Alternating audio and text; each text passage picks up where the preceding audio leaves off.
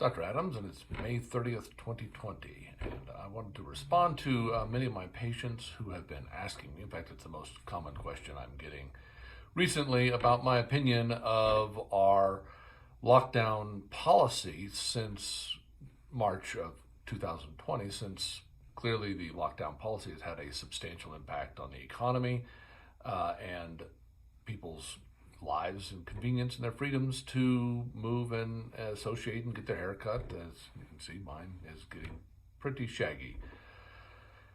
And my response is that it's a difficult question to answer, but I think at this point we're starting to get enough data to indicate that continued lockdowns are not necessarily indicated in the same way that they were in March.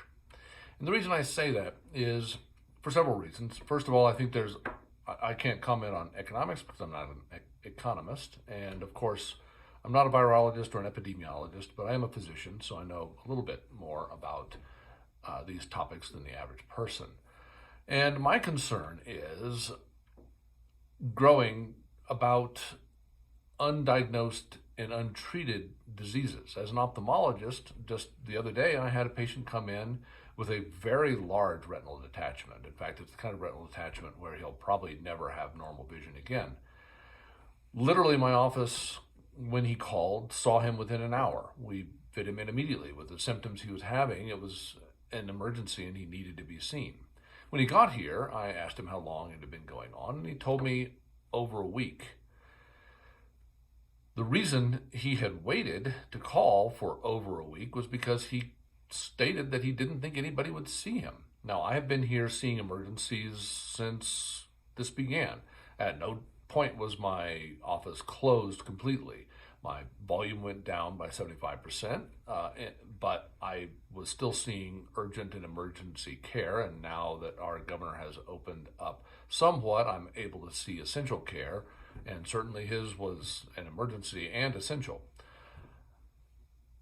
However, because of the publicity around the lockdown, he thought that he couldn't be seen. And of course, he was concerned about going to an emergency room where he might be exposed to things like COVID-19. So, that's merely one example, but if that happens to every physician in the United States, then there's a million of these cases out there of people who are ignoring serious medical conditions. And in fact, some of the research is starting to show increased death rates that aren't necessarily related to COVID-19. And I think this is going to continue in the future, particularly in the third world, where untreated malaria and famine are a very likely consequence of the economic downturn and the strong focus on COVID-19 as the primary medical concern. So I really think that over the next several years, we can see some severe problems worldwide due to this. The lockdowns, of course, were predicated on the predictions that were largely made by groups like the Imperial College Report. The Imperial College Report estimated between 1 and 2 million deaths in the United States before the middle or end of the summer. We've just recently passed 100,000, so currently the Imperial College estimates are off by an entire exponent. They are orders of magnitude wrong compared to what we've experienced. The question is whether or not the difference between the Imperial College estimates and the death rate are due to the lockdown or whether there are independent factors that may relate to this. And I'm starting to think that we have enough data to believe that there are independent factors that are more related to this than we initially thought.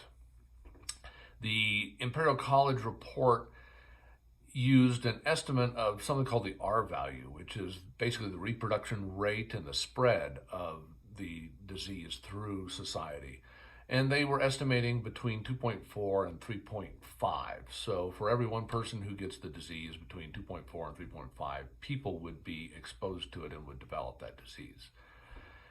It does not appear that the R value is that high at all. In fact, when we look at the Ruby Princess, when we look at the aircraft carriers, the Roosevelt and the Charles de Gaulle, only about 20% of the people on those ships developed COVID-19. And in the aircraft carriers in particular, you have an almost perfect environment for spreading disease. I've had the chance to visit and tour the Midway in San Diego last year, and I was impressed by how close the quarters are. The beds are literally inches from each other, and they're stacked 3 high. So these sailors are not socially distanced and are certainly exposed. So if, in fact, there was absolutely no level of native immunity to COVID-19, you would expect that a higher percentage than 20% of the sailors would have developed COVID-19. And so I think that's a very important and telling environment that needs further research to fully understand COVID-19. But if in fact the R value is much lower, then the rate of spread is lower and the overall risk to society is lower. Now, I do want to emphasize it's a very bad disease and it's terrible. However, despite the fact that it's a bad disease, we do now know that the average age of death for COVID-19 patients is 75.5. According to the New York Times, 88% of all hospitalized patients had at least 2 comorbid conditions. What that means is comorbid conditions are other medical conditions like obesity, high blood pressure, diabetes, cancer, HIV, chronic obstructive pulmonary disease, and other problems. In fact, they found only 6% of the hospitalizations were in patients that had no comorbid conditions. 75% of the deaths, as reported by the New York Times, have been in patients over the age of 65.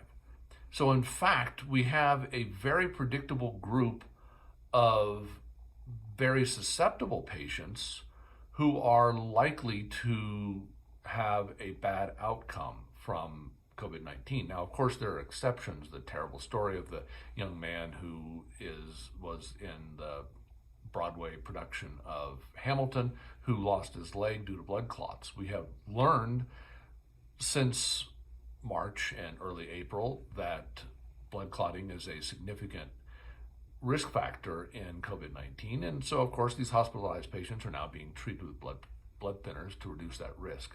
So the point is that the predictable population who are likely to be hospitalized or suffer fatality or other complications is now quite well defined. And earlier today, one of my cousins sent an article to me about Tanzania, and the article was very critical of the Tanzanian president for downplaying the importance of COVID-19. And it occurred to me that Tanzania, being an African country, actually is probably at a much lower risk for problems from COVID-19 than countries like Italy and Spain and the United States. The reason is because in Africa, only approximately 3.5% of the population is over the age of 65, meaning that 96.5% of the population is below the age of 65. And with a much younger population, given the fact that the 75% of your fatalities are in patients over 65, Africa should actually have a much lower rate of hospitalizations, mortality, and morbidity from COVID-19 than countries that have a higher population of elderly people. Italy, for example, has a elderly population above the age of 65 of 23.1%. Spain, which was severely impacted by COVID-19, has a elderly population above 65 of 18.15%. So nearly 20% of the population in Italy and Spain, in fact, over 20% in Italy, are over the age of 65. And of course, Italy suffered out of a population of 60 million, 33,340 deaths as of May 30th, today. Spain has suffered 27,125 for a population of 46 million. So, that is a much higher rate. Interestingly, Brazil, which has a younger population than Italy and Spain, Jaime Bolsonaro has been very criticized for his seemingly cavalier approach to COVID-19.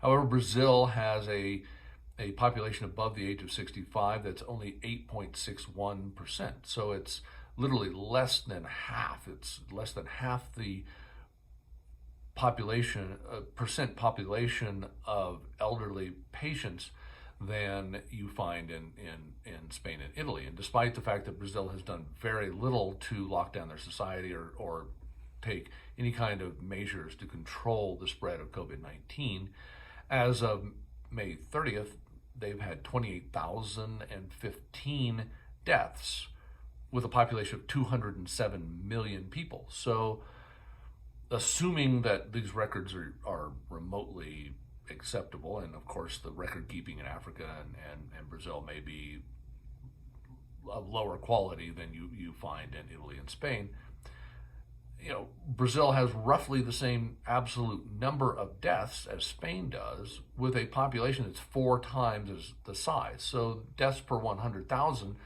in Brazil versus Spain as of May 30th are literally 4 times lower. And I personally think that's because they have a much younger population. So I don't think that it's appropriate to apply the same standards of lockdown, these same international standards, to Tanzania or Brazil that you need to impose in Italy or Spain. The United States is kind of in the middle.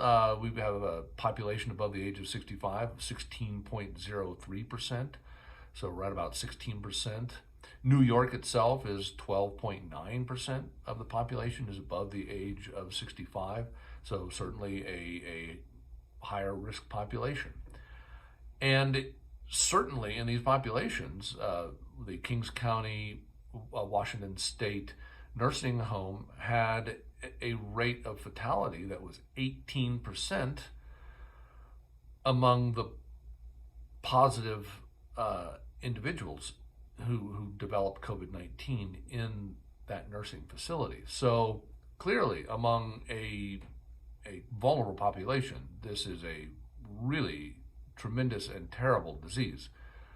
However, in the less vulnerable populations, I think there is more than enough evidence to indicate that it is a relatively benign and self-limited disease that is more analogous to the annual influenza. Now, I'm saying this is the population of people below the age of 65 who do not have one or more comorbid conditions like obesity, high blood pressure, diabetes, cancer, HIV, etc. So among the healthy and relatively young, the hospitalization and the death rates are actually remarkably low. And among the unhealthy and the elderly, the hospitalization and death rates are remarkably high. So I think we can use this information to formulate a strategy of protecting the most vulnerable individuals in our society while allowing the rest of our society to get back into a perhaps socially distanced kind of economy where, in fact, we can slow down the rate of job loss, etc. Interestingly, one of the outliers is Japan, and Japan has one of the oldest populations on Earth. The in Japan, 23.8% of the population is over the age of 65. That's actually a higher percentage than Italy. And yet, as of May 30th, Japan has had 886 fatalities from COVID-19. I think, in my opinion, having spent 4 months in Japan in 1989, my opinion is that the Japanese people have a culture that by its very nature is more socially distanced than, say, the United States or Italy. In the United States, it's traditional to, give people handshakes. You're good friends, you'll give them bear hugs.